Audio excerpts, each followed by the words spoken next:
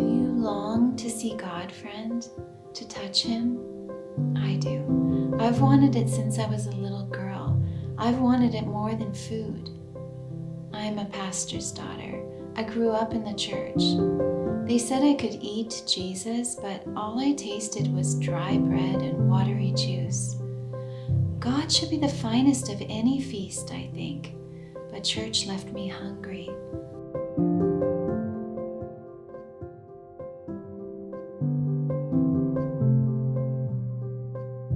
I longed for Africa.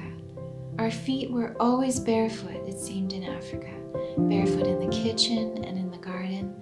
Barefoot in places where food grew and food was baked. Mom made bread there, Dad planted a garden there, and my brother and I grew there.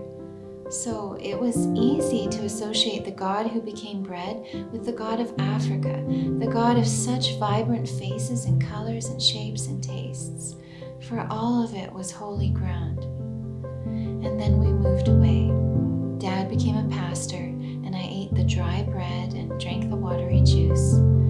For years I hungered. I longed to return. When I finally did, the poor served me a banquet. That's when I tasted God.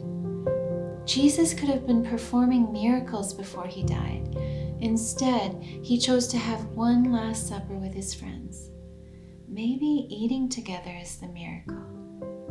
Do this in remembrance of me, He says, but maybe it's more than eating bread and drinking wine. Maybe it's about becoming broken bread and poured out wine, so the world might see God. As we bring Jesus to our lips, His body, His blood, one loaf, one cup, the fed becomes the feeder, the broken becomes the fixer.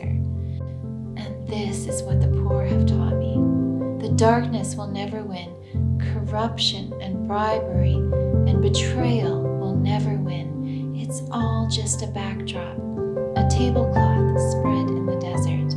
God's glory piled high like a feast for orphans. Come to the table, friend. Let me share this God who became bread. You will never go hungry again.